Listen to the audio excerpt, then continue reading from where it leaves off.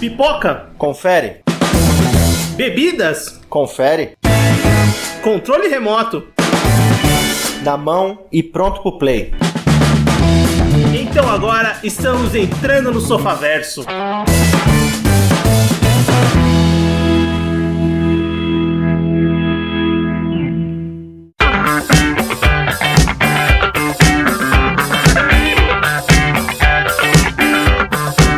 Muito bem, Sofaverso começando, voltamos para mais um episódio do seu podcast e hoje vamos falar de séries, vamos falar de Love, Death and Robots volume 2 e para isso eu tô com o Everton. Fala pessoal, beleza? Eu sou o Vinícius e bem, vamos falar do volume 2, né, segunda temporada, como a Netflix coloca volume 2 lá, né, e os próprios criadores comentam, mas é a segunda temporada de Love, Death and Robots, essa antologia de animação da Netflix, né, uma produção original que começou a sair lá em 2019, saiu em 2019 com 18 episódios da sua primeira temporada, que tem como criador o Tim Miller, que você deve conhecer aí dos filmes do Deadpool, o recente filme do Sonic, e tem produção executiva do David Fincher, e eu diria que é uma das... Quando saiu a primeira temporada foi uma grata surpresa, e eu diria que essa segunda temporada só reforçou uma ideia minha, é uma das melhores coisas que a Netflix já fez, de coisa original. Sim, a primeira temporada ela foi um marco bem grande assim, pra Netflix, porque ela fez bastante sucesso. A gente gravou um podcast no antigo podcast do Nerd Patriarca, a gente tem um episódio da primeira temporada e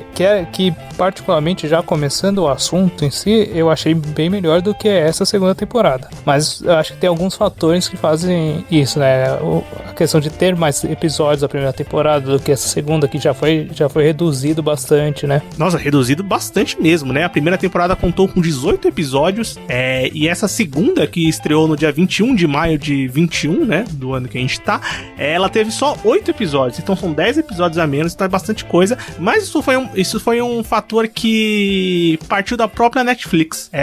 Eles partiram porque, primeiro, já tem um terceiro volume, né, uma terceira temporada já garantida, né, tá confirmada essa nova temporada após essa segunda, não se sabe ainda a data que vai sair, mas não deve demorar muito, porque se você for ver ainda coisas que a Netflix posta também, dos criadores, o próprio Tim Miller falando, parece que eles já estão com o projeto encaminhado, já estão até produzindo os episódios.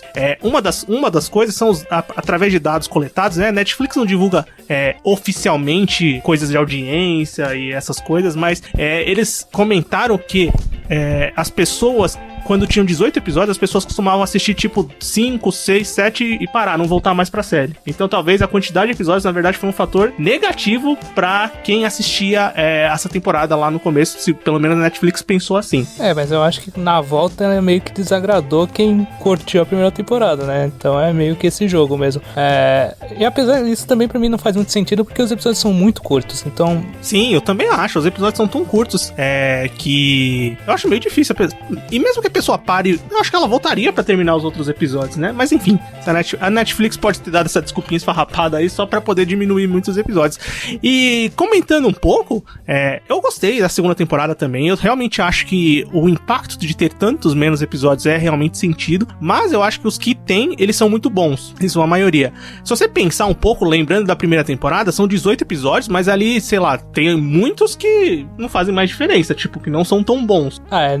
Não tem alguns que não são tão bons só que eu acho que esses alguns que não são tão bons são quase o mesmo nível de quase todos dessa segunda temporada, sabe? Nossa, você acha? Eu acho, cara. Porque eu acho que os bons da primeira temporada são muito melhores do que os dessa segunda temporada. Bem... Vamos comentar então um pouquinho desses 8 episódios, né, dessa temporada, passar um por um e acabar relembrando também, né, os episódios da primeira, porque muita coisa é mesmo estúdio, mesmo diretor, tem umas coisas novas, mas bem, a gente vai comentando de acordo com o decorrer do cast, né. Obviamente, vai ter...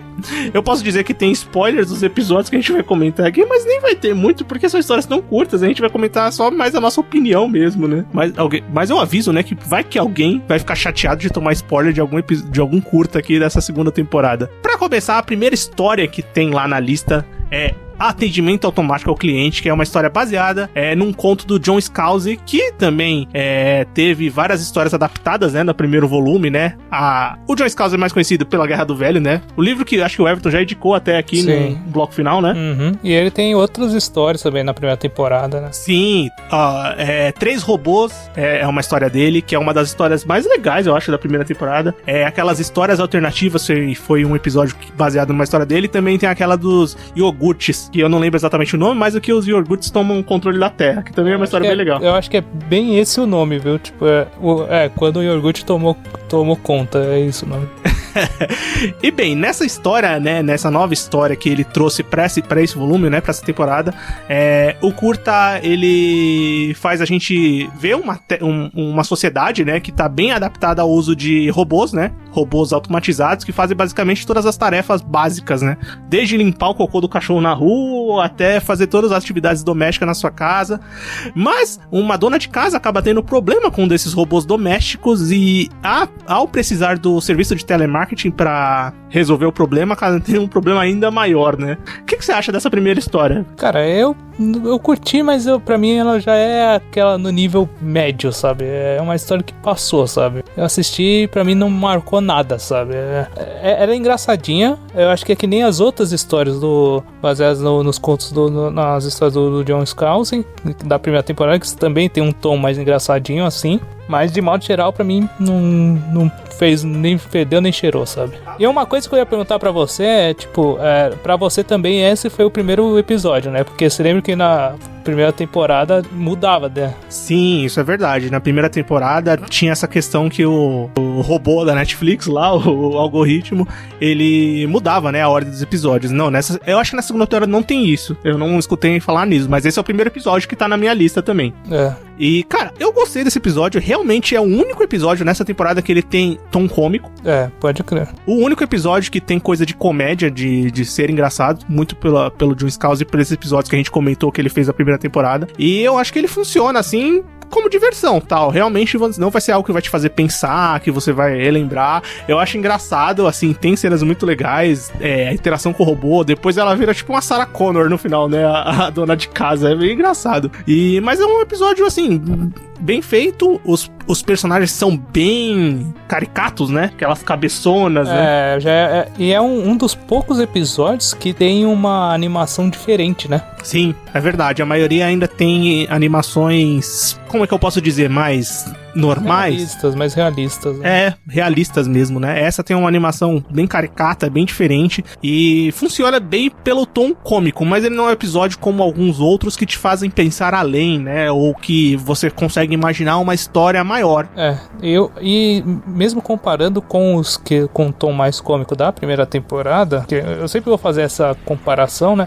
Os próprios do John Scalzi, que é o do Yorgut e o das histórias alternativas, são muito melhores que esse daí, por exemplo. Dos Três Robôs, né? O Três Robôs também é engraçado e te faz pensar, né? O Três Robôs também tem um lado de fazer pensar além. Mas eu achei que começa bem. Começa com uma história engraçada que te mantém atento pra você continuar embarcando e assistindo os outros episódios. Obviamente, a maratona aqui vai ser muito mais rápida, né? Nesse segundo ano, né? Porque são só 8 episódios.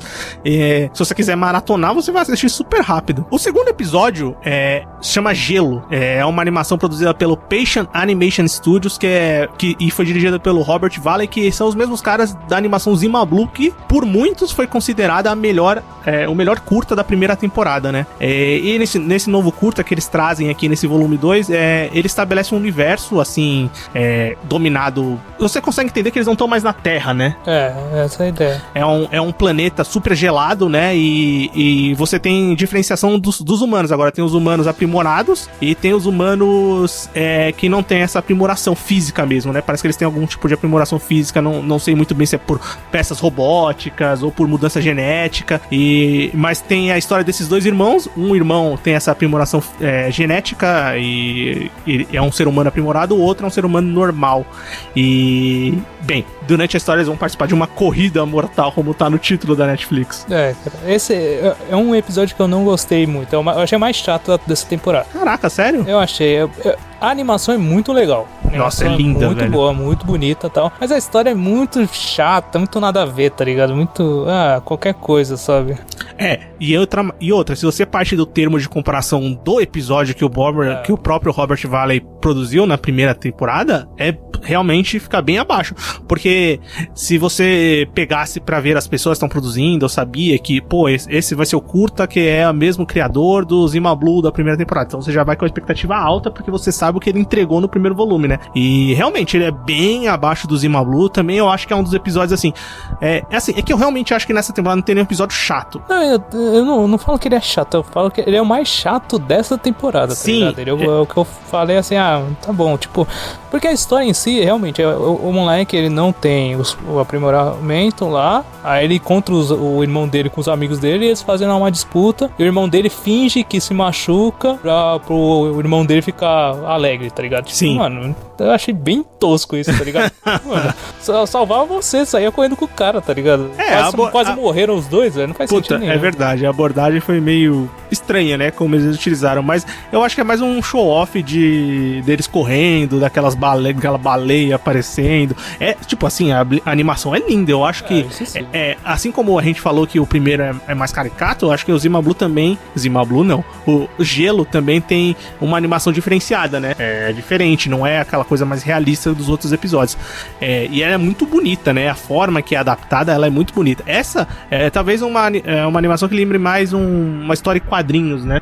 Esse é o mais próximo, é o desenho mais 2D, né, o desse. Totalmente, mas eu acho que funciona assim também, não é tão legal como o Zima Blue, obviamente, mas também, tipo, passou, também não é uma animação que ficou entre as minhas favoritas aqui desse segundo volume. Mas quando a gente continua, a terceira animação, o terceiro episódio, né, chama Esquadrão de Extermínio, que é produzido pelo Blur Studio, que na primeira temporada fez alguns episódios. Ele fez aquele A Vantagem de Sonic, que pra muitos era o primeiro episódio da temporada, fez aquele Suits, que eu esqueci o nome, mas é um dos episódios favoritos nosso, que é o da Fazenda. Nossa, o da Fazenda é um dos melhores, cara. Que é a invasão alienígena naquela fazenda. Esse episódio é um dos melhores. Eu lembro muito bem que a gente comentou isso. E fez também aquele episódio Metamorfos, que são os lobisomens que servem o exército, que tem uma ideia bem legal também. E o que é legal, tem um nome que dirige esse episódio, que é a Jennifer Yu Nelson, que é uma animadora muito famosa. É uma das principais animadoras do DreamWorks. Ela é diretora de animação de vários filmes e é a diretora principal do Kung Fu Panda 2, Kung Fu Panda 3. Ela foi uma pessoa que o Tim Miller, antes de começar a produção de fato da segunda temporada, ele ligou pra ela perguntando se ela tinha um nome pra aconselhar a trabalhar, né, nesse segundo ano. E ela falou assim, não, eu quero trabalhar, eu trabalho. Aí o Tim Miller falou, mas você tá na DreamWorks, né, eu não imaginava que você ia ter essa ideia de fazer essa animação, que é a animação pra adulto, né, que eles fazem aqui no Love, Death and Robots. Ela falou, não, eu tenho muito interesse, e dirige esse episódio e participa também ativamente de todos os outros. Ela é tipo uma diretora criativa da temporada inteira. O Tim Miller é o diretor, showrunner da série, né, acompanha tudo. O Dave Fincher, provavelmente ele só pôs o nome dele nessa temporada, ele não deve ter feito nada, mas a Jennifer Yu Nelson é uma das diretoras criativas dessa segunda temporada. E a pessoa acaba reconhecendo a primeira temporada foi muito boa, né, tipo, então muita gente quer trabalhar também, sabe? Nossa, total. E é uma coisa que o Tim Miller fala, né? Que ele que Love and Death and Robots pra ele é tipo uma grande jam, que os músicos fazem esse encontro, faz aquela jam de música, é tipo a jam dos artistas, né?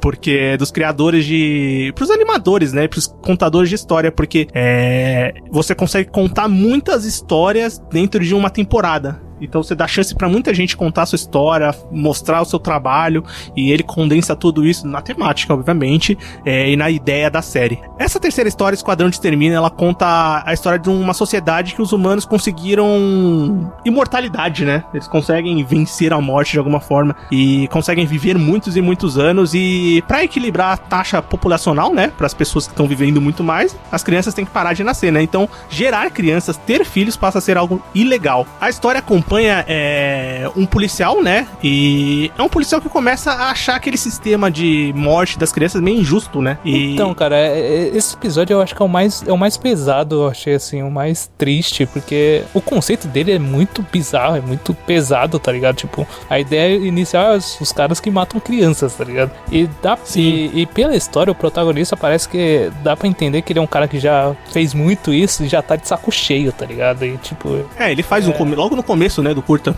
Então, e ele já não consegue mais, o psicológico dele já foi pro caralho, tá ligado? Sim, pra mim é um dos melhores dessa temporada, né, esse curta. Eu gosto bastante, assim, a animação é fantástica, linda, realmente ela traz um pouco mais esse tom de realismo. O policial principal, ele é vivido pelo Nolan North, que é um ator que vive o Nathan Drake na série de games Uncharted do PlayStation 3, PlayStation 4. Então é um cara que tá mais que acostumado a trabalhar com CGI, com captura de movimentos, essas coisas, né? E, cara, eu acho muito legal essa história. Essa é uma das histórias da temporada que eu consigo ver algo maior, que ela conta muito bem a história que tá sendo contada ali naquele curtinha. Você entende que o protagonista tá sofrendo com aquilo. Você realmente fica...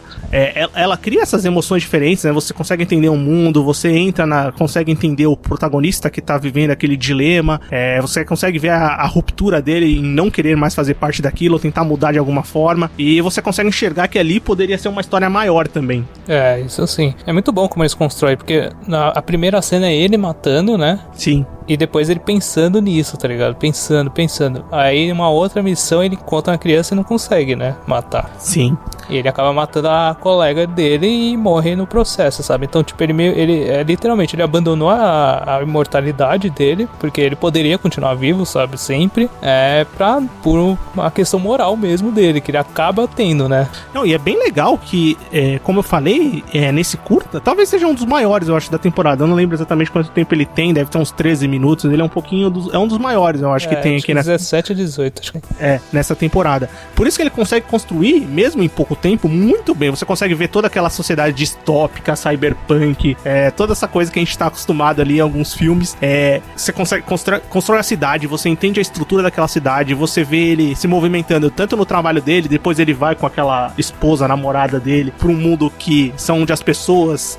Você consegue ver que aquelas pessoas ali estão muito satisfeitas com aquela imortalidade, obviamente, querem continuar naquele nível, e como aquilo também afeta ele posteriormente, que ele vai encontrar outra criança, outra mãe, né? E eu gosto muito desse curta, realmente eu acho que funciona muito bem, e a animação é impecável também, né? Tem cenas muito bonitas e você fica realmente impressionado com muitas coisas que estão acontecendo ali.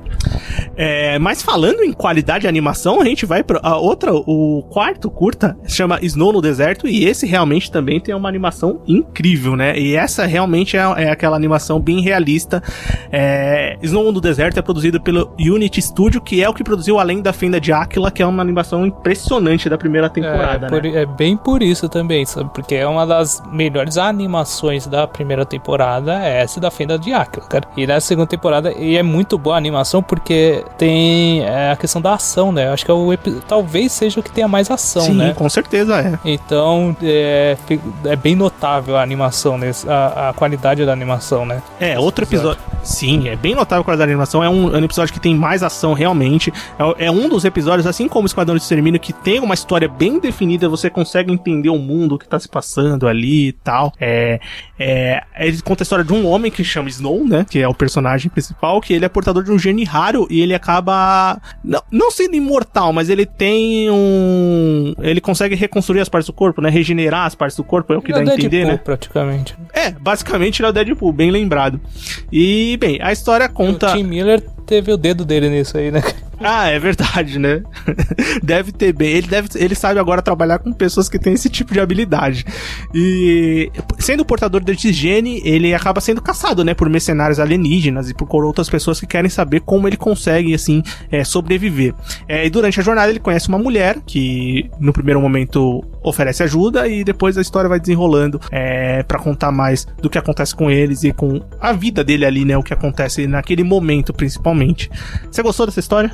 Gostei. A história, pra mim, não foi o que mais me chamou a atenção, tá ligado? Tipo, não é que nem a da anterior, que a história pra mim era muito melhor trabalhada, sabe? Esse é mais a animação e as cenas de ação que me chamaram mais a atenção, sabe? Sim, eu também. Tipo, a história é legal, é uma história de ficção científica muito bem feita. Mas é uma história batida, tá ligado? É muito manjada, tá ligado? Sim, não é uma história nova, tá ligado? Realmente, você tem razão. Mas ela é bonita, você vê os personagens, o world building dela, mesmo sendo rápido, ele é bem legal porque você vê o planeta ali, que não é a Terra, provavelmente. É meio uma coisa que você vê já em Star Wars, tá ligado? Star Wars, tá ligado? É Star Wars, isso é verdade. Nossa, parece demais. Mandalorian, tá ligado? O cara pegou Mandalorian, viu e falou, é isso. Sim, nossa, totalmente, faz todo sentido. E tem os mercenários, tem um monte de coisa ali, realmente. Ele mistura Mandalorian, mistura Star Wars, mistura Duna, muito por aquela questão da água, sim, né? Realmente, não é uma coisa inovadora, né? Dá pra ver que tem várias pitadas de várias coisas ali. Mas pra um curta, eu acho que funciona bem. Mesmo porque, se você for construir uma história inteira disso, realmente vai dar mais a impressão ainda de ser uma coisa batida. Mas como é um curta ali, pra você mostrar os personagens mostrar a animação, né? A história que eles querem contar, funciona muito bem. Realmente, a animação é muito bonita.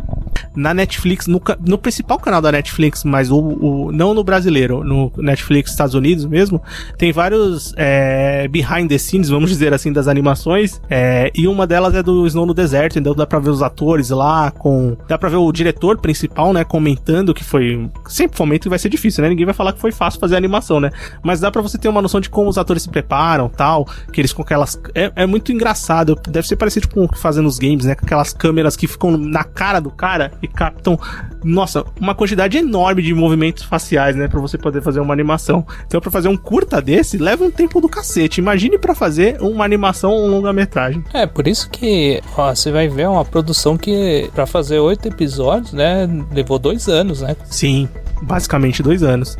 Pra você ver, né? Bem, continuando, o 5º episódio da temporada chama A Grama Alta. Ele é dirigido pelo Simon Otto. E o Simon Otto, ele dirigiu como... Ele não dirigiu, mas ele é o diretor de animação de todos os Como Treinar Seu Dragão. Então, não tem nada a ver com A Grama Alta, né? Mas dá pra ver que é um cara que tem algum reconhecimento e trabalha em grandes filmes da indústria cinematográfica de animação, né? É o que você falou, é a gen dos animadores, né? Sim, com certeza. Não só de pequeno estúdios, né? De ideias, de pessoas que não têm um currículo, assim, de grandes sucessos blockbusters, mas também de pessoas que estão aí nos grandes filmes de animação do cinema. E nessa história, um homem que tá fazendo uma viagem de trem, ele acaba ficando... Um homem não, o Lovecraft, né? Pra quem já tem noção de... Quem já viu alguma foto do HP Lovecraft, esse autor que vira e mexe tá aparecendo aí, porque as obras dele toda hora estão sendo adaptadas pra alguma coisa, né, ou são baseadas, então lembrando que eu pensei que não ia, eu fiz jabá, a gente não fez jabá ainda do Sofaverso aqui, né, a gente tem o Lovecraft Country, né, que é uma série da HBO, que é baseada, obviamente, é baseada no livro do Matt Huff, mas o Matt Huff baseou-se o livro dele completamente no que o HP Lovecraft criou, na mitologia do Lovecraft, né? Obviamente com uma adaptação diferente. E bem, você escuta o episódio e você vai saber o que eu tô falando. Sim. E nessa história, esse homem curioso, é um homem que tá fazendo uma viagem de trem e ele acaba ficando curioso em saber o que tá acontecendo. Ele sai, né?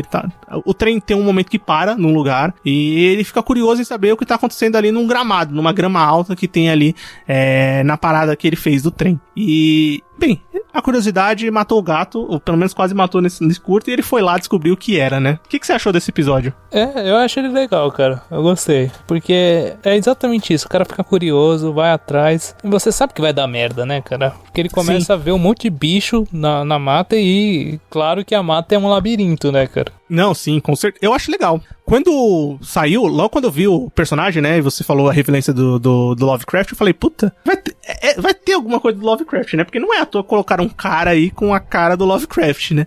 E, bem, essa curiosidade humana em saber alguma coisa é algo que o Lovecraft trabalha bastante, né? Sim. Mas eu achei que ia ter mais coisa do tipo de horror cósmico. Eu também. Tem, sabe? E quando começa o episódio e depois você vê um monstro que tem na floresta, e vai vendo... Primeiro a gente não sabe se é muito a mente do cara ou se realmente tá ali, né? Mas depois acho que o curta termina falando que realmente aquilo tá ali sempre, né? O condutor lá do trem, ele fala, a gente sempre acaba parando aqui por algum motivo que eu não sei o que é, sabe? Eu gostei do curto, eu acho a animação legal, é uma animação que funciona... mais uma animação que é diferente das outras. E ela funciona bem pra esse tipo de história que tá sendo contada, né? Uma história que se passa lá nos anos 20, nos anos 30, não sei exatamente, mas é uma coisa mais antiga.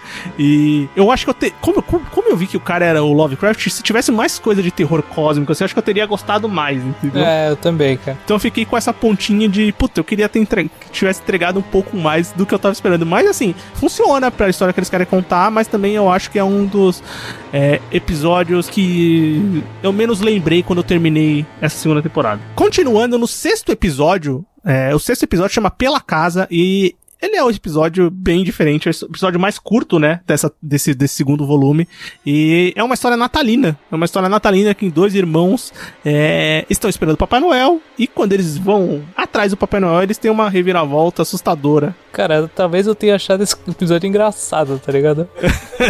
Porque, mano, ele é muito aleatório, muito bizarro, esse conceito ele é muito bom, sabe? Papai Noel, ele não é um velhinho gordinho, simpático, tá ligado? Ele é um monstro assustador, velho. E que vai, tipo, se ele pega a criança, ele vai perguntar, você foi bom. Ele cheira a criança pra saber se ela foi bonzinha, tá ligado? Não, é muito bom isso, velho. Porra, e logo depois do Grama Alta, na verdade, o monstro Lovecraftiano que tem é esse monstro do sexto, né? É bem isso mesmo. Eles podiam juntar os 2 episódios que dá uma coisa só, ou ter trocado os bichos, enfim. É um monstro muito bizarro, muito diferente. E esse episódio é muito legal, a história, o conceito, assim, de você pensar numa coisa tão enraizada na nossa memória do Papai Noel, do bom velhinho, e ser um monstro que ele não devorou as crianças, ele tem toda uma lógica, é a mesma lógica do Papai Noel. Se você for bonzinho, você ganha presente, se você não for bonzinho, você não vai ganhar presente, mas no caso eu acho que o monstro devoraria as crianças. Né? Aquelas crianças nunca mais vão fazer nada na vida, tá ligado? O medo elas vão ter. Mas esse episódio ele é diferente na sua animação porque ele é todo stop motion. E, puta, tenta, né? Na Netflix tem também um vídeo, não especificamente desse episódio, mas de um geral dessa segunda temporada. E tem um pouquinho do processo de produção desse episódio. Então são aquelas maquetes com os bonequinhos bem pequenininhos e os caras fazendo movimento por movimento. Muito porque eu acho também que o episódio deve ser um dos mais curtos da temporada, porque, puta, deve dar um trabalho do cacete.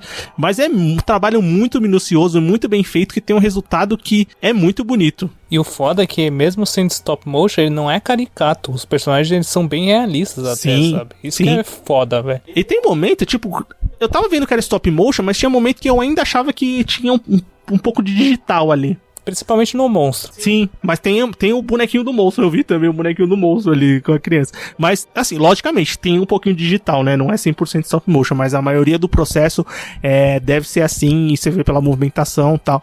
Mas é uma historinha, assim, que... Essa é uma das que eu mais lembro e vou lembrar, porque, assim, como é uma coisa tão normal, o Natal, as coisas que a gente lembra do Natal e do Papai Noel, uma coisa tão diferente, assim, eu acho que vai ficar na nossa cabeça, né?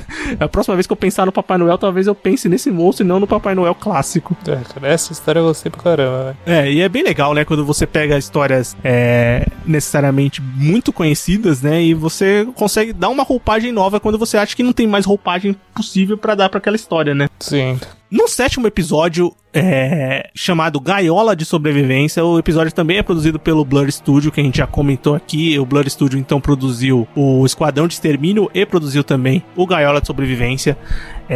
Dessa vez a gente tem um episódio com um ator famoso, né, dando sua cara ali, o Michael B. Jordan, que você deve conhecer aí de muitos filmes que tá... E, putz, o Michael B. Jordan tá aí, quase todos os filmes ele tá aparecendo. Ele é o protagonista da história, ele é um astronauta, um viajante, um soldado interplanetário, alguma coisa assim, que acaba preso numa situação extrema num planeta desconhecido, né, e acaba parando nessa gaiola de sobrevivência, que é tipo, dá-se a entender que é tipo uma base de sobrevivência pra quem tem problemas nas guerras lá com... ele é um piloto, né, porque ele mostra lá ele na guerra, lá lutando contra uma coisa bem bizarra, um planeta, sei lá que porra era aquela. Sim, sabe? E o que você achou desse episódio? Esse é muito bom. Eu achei legal, tá ligado? O conceito do episódio, tipo, de... eu gostei mais da ambientação do que o próprio episódio em si do personagem lá preso no lugar, lutando contra um robô, sabe? Aquilo, pra mim, passa qualquer coisa, tá ligado? Sim. Ele é desesperador e tal, mas eu achei o conceito do universo lá onde eles estão, sabe? Ele ser um piloto daquela luta, aquele negócio bizarro, sabe? De ter uma base.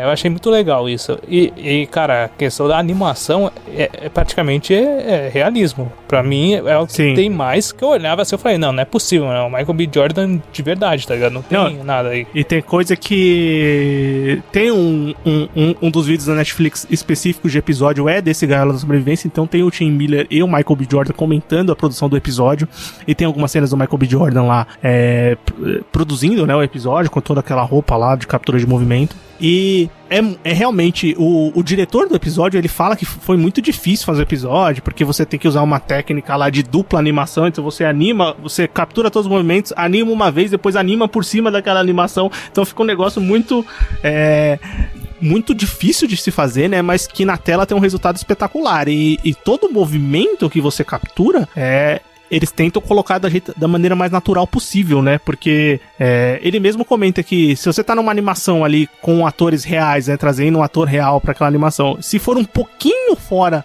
de uma movimentação que seria real, a gente vai perceber e vai ficar estranho. É bem isso. Mesmo. Porque as pessoas estão muito acostumadas com o ator verdadeiro, né? O cara em cena. Tem muita gente que sabe exatamente como o Michael B. Jordan se movimenta e tudo mais. E o Michael B. Jordan fala, lógico, aquele texto lindo de que eu assisti o volume 1, eu adorava, eu queria participar de alguma forma, enfim, participou.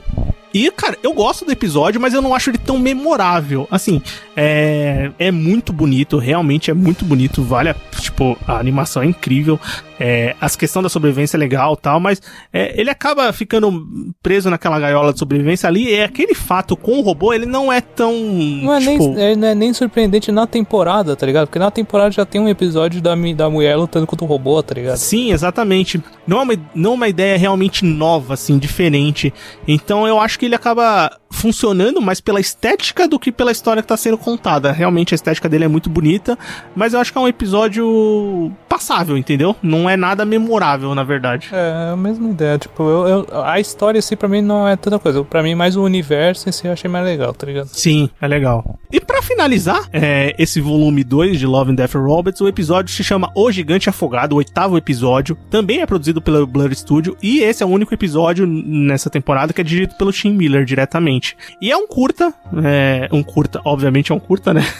Nesse curta acompanhamos um cientista que acompanha o processo de putrefação de um humano gigante que morreu na praia. Do nada apareceu um gigante na praia e ninguém sabe, não é contado de onde ele veio, pra onde ele vai, mas a história basicamente conta através do tempo aquele corpo indo embora, né? Entrando em estado de putrefação realmente, né? Se desmanchando e com o tempo sendo apagado. E é um episódio totalmente filosófico pra te fazer pensar, né? Sim, e também muito por isso ele pra mim é o melhor da temporada e ele bate de frente com os melhores da primeira temporada, sabe? Nossa, que legal, eu não imaginava que você ia colocar esse aí, cara. Eu achei ele muito interessante, tá ligado? Porque ele abre, você fica pensando, cara, da onde veio aquilo? E quando ele vem, não é uma coisa assim que, todo mundo fechou, ninguém vai... Não, todas as pessoas estão indo pra lá e ele acaba virando realmente um monumento, um monumento que no final vai sendo degradado pelas pessoas, tá ligado? Sim.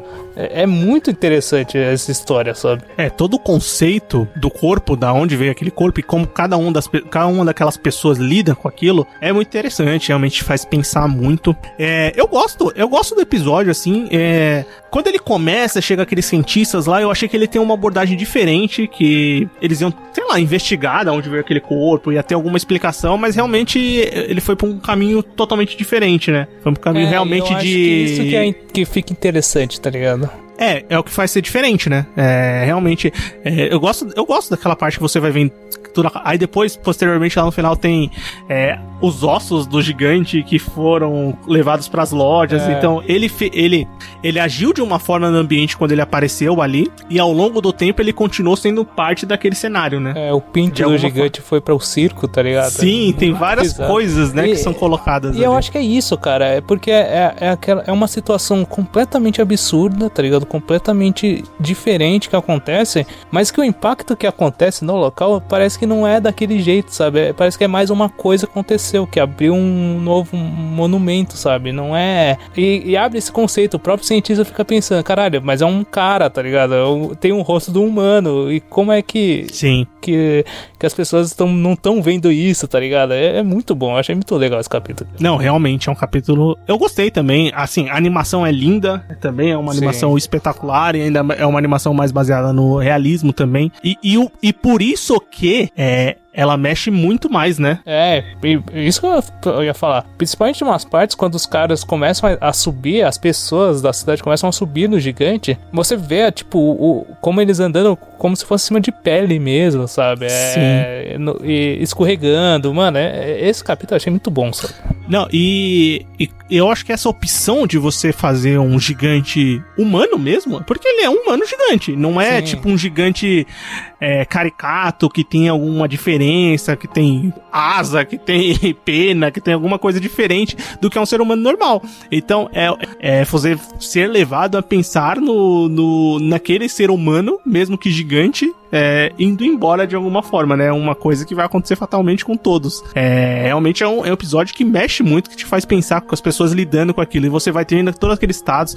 Você pode até ficar incomodado, às vezes, quando eles vão mostrando o gigante com os pedaços faltando, assim, durante os episódios, porque realmente é muito bem feito, né? Porque, tipo, começa com os caras subindo lá com aquela curiosidade pra ver, depois os caras começam a pichar o gigante, tá ligado? Sim. E começam a levar partes do gigante como se fosse um souvenir, sabe? E a cena pra mim que acho mais pesada é depois que arranca a cabeça do gigante, tá ligado? Então, nossa. Só aquela carcaça, e o cara falando, cara, tinha um rosto isso daqui, o cientista principal, pô, tinha um rosto daqui e agora não tem mais, tá ligado? Eu não sei nem o que mais pensar nisso. Esse episódio é da hora, velho. Sim, não, realmente eu acho que de longe é o episódio que mais te faz pensar na temporada, que tem mais questões filosóficas e questões existenciais, né, muito fortes, que te fazem pensar, né, mesmo sendo um curto, eu acho que vale demais, só por essa ideia, né, então ele é muito bem dirigido também, eu acho que o Tim Miller mandou muito bem nas escolhas que ele fez pra esse episódio. Então, eu ia perguntar o episódio favorito, mas você acabou respondendo, né, Everton? Pra mim foi esse, cara. É um episódio bem legal, pra mim o meu episódio favorito desse segundo volume foi Esquadrão de Extermínio. Eu achei um episódio bem legal mesmo e é outro também que tem mais eu acho que tem histórias mais bem, tipo, articuladas, né? Elaboradas, ou que fazem pensar mais, tá ligado? E tem uma direção mais legal também, uma direção mais cinematográfica da parada, sabe? Também tem isso. Não à toa, talvez seja o episódio que foi dirigido pelo Tim Miller, o episódio que foi dirigido pela Jennifer e o Nelson, né? Que são cineastas cabeças, de fato, né? E os cabeças do projeto, né? Praticamente. Mas assim, eu acho que no conceito geral, essa temporada funciona. E como é uma temporada nova, né, Everton? Vamos dar nossas notas, né? De 0 a 10. Deixa de 0 a 10 robôs, né, cara? Robôs, né? Que é o principal fato, né? Cara. De 0 a 10 robôs, quanto você dá pra esse volume 2 de Love, Death and Robots? Cara, eu achei uma temporada legal. Eu acho que uns 2 capítulos assim que eu não curti muito, que são os 2 primeiros, sabe?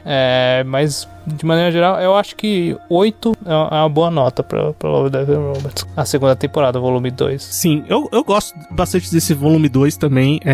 Eu acho que assim, como não são todos... Eu acho que como você tinha só 8 episódios, eu acho que todos tinham que ser, tipo, muito nível Zima Blue pra ser uma nota 10, tá ligado? Sim.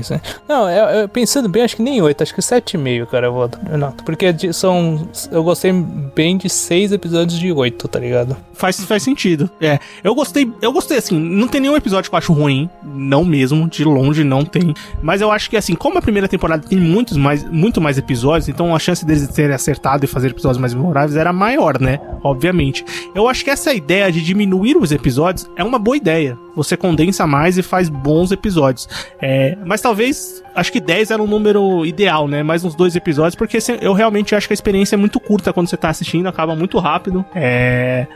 Foi uma mudança muito brusca na quantidade de episódios. Sim, pô, diminuiu mais que a metade, né? Sim, exatamente, diminuiu mais que a metade. Mas eu vou com você, Everton, eu vou ficar com 7,5 também, porque é um episódio... eu gosto de alguns episódios, tem episódios aqui, tipo Esquadrão de Extermínio, Gigante Afogado, que eu acho que são dos melhores, assim, em geral, dos 2 volumes. Eu colocaria como melhores episódios, assim, dos 2 volumes.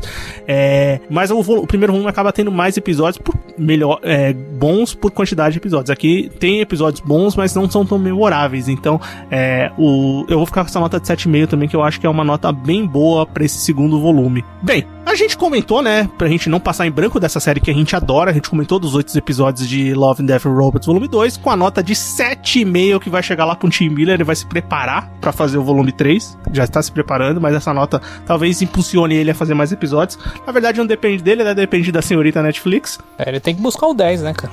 tem que buscar o 10. Porque eu diria que a primeira temporada é uma nota 9 fácil. Sim, na época a gente não fazia nota, mas provavelmente sim. Mas bem, é isso, ouvinte, espero que você tenha gostado. Se você não assistiu Love and Death and Robots, eu acho que vale muito a pena. Se você assistiu, comenta com a gente qual é o seu episódio favorito dessa nova temporada. E vamos pro bloco final? Bora. Recomendações, críticas e o que mais vier à nossa cabeça agora no bloco final. Muito bem, bloco final do Sofaverso começando. Agora é hora da gente recomendar e comentar alguma coisa que a gente assistiu, alguma coisa que a gente leu, alguma coisa que a gente escutou, vale qualquer coisa. Everton, o que você traz pra gente? Eu vou dar uma recomendação muito simples. Ela é mais pra quem curtiu o Love, Death and Robots, as 2 temporadas. Assistiu uma animação que eu acho que ela é muita influência pra tudo isso, que é o Ghost in the Shell de 95. Muito pela essa questão da análise bem filosófica em cima da tecnologia do cyberpunk, né, cara? E também tem Love, Death and Robots do Ghost in the Shell. Se você pensar rápido, você já vai saber. Com certeza. Não, com certeza. E tá na Netflix também, né, Everton? O Ghost in the Shell tá na Netflix, a animação clássica de 95. Tá na Netflix, fácil pra você acessar. Ótima recomendação, acho que Ghost in the Shell nunca é uma recomendação que fica datada ou que as pessoas reclamam. Assistam que vale muito a pena assistir esse filme. E o que eu vou recomendar também é um filme que chegou recentemente na Netflix, não é uma produção original da Netflix, o filme é de 2018 chamado Operação Overlord, no título nacional, né, que saiu aqui no Brasil, você vai achar assim na Netflix, que é um filme de terror, suspense, guerra, ação, um monte de coisa misturada, dirigido pelo Julius Avery e tem produção do J.J. Abrams, né, na época eu lembro que o negócio foi muito comentado por causa disso, e é um filme que conta ali a história de uma tropa americana uma tropa de paraquedistas americanos que vão fazer uma missão nas linhas inimigas, se eu não me engano eles estão na França na história, e se eu não me engano não, eles estão na França porque é bem antes do dia D. É uma missão conhecida, né? A Operação Overlord é uma missão que existe, de fato, e foi antes do dia D. E eles estão ali pra derrubar uma torre, né? A primeira missão deles é derrubar uma torre e acabam descobrindo que tinha outras coisas acontecendo ali que os nazistas estavam fazendo. E no caso aqui são monstros, né? Na história do filme. E, cara, é um filme muito divertido, assim. É um filme de terror. Ele não é um filme pesado, ele não tem gore, mas tem os monstros ali deformados e tal, tem umas coisas assim. Mas não é nada muito impactante, mas é um filme de ação que funciona muito bem. É um filme de suspense muito bom. Ele tem cenas, assim, de ação muito legal. A primeira cena do filme é incrível e os atores estão muito bem. Tem um dos atores que tem no filme, um dos principais é o White Russell, que vive um dos coronéis, que é o ator que acabou de viver o Capitão América. Pelo menos ele começou como Capitão América na temporada do Capitão América Soldado Invernal, que a gente gravou o podcast aqui também. Falcão e Soldado Invernal, né? Que no final virou Capitão América. Exatamente, eu já tô falando do final, né? Mas bem, é um filme que sempre tava na minha lista pra assistir, depois que saiu na Netflix eu assisti finalmente e eu acho que vale muito a pena. Eu acho que é um filme que passou até despercebido quando ele saiu em 2018. Eu acho que ele tinha saído com outros lançamentos e ele ficou meio perdido mesmo. Sim, pode ser isso mesmo. Porque ele saiu no final do ano, né? No final do ano normalmente tem muito filme que tá saindo, né? Mas eu acho que, é um filme que vale a pena, tá fácil na Netflix pra você assistir agora. Operação Overlord, vai lá que vale a pena. E é isso, né, Everton? Comentamos sobre Love and Death and Robots, espero que você tenha gostado desse episódio. Se você quer continuar escutando Sofaverso, a gente tá no Spotify, tá no Deezer, tá no Google Podcast, tá no Cashbox ou no seu agregador favorito, procura lá Sofaverso que você vai achar. Se você quiser escutar pelo site, a gente tem o site também, www.sofaverso.com.br. Todo domingo tem episódio novo no seu feed e no site, então escuta onde você achar melhor, só escute, que vai ser muito bem recebido. Quer conversar com a gente? Nossas redes sociais principais são o Instagram, que tá como Sofaverso, Twitter Sofaverso. Quer mandar um e-mail pra gente é podcastsofaverso@gmail.com, e nós temos um grupo no Telegram, se você quiser conversar com a gente, você será muito bem recebido. Tem um link de convite aqui no post do episódio, vai lá, esperamos vocês também no próximo episódio. Valeu! Falou, até semana que vem.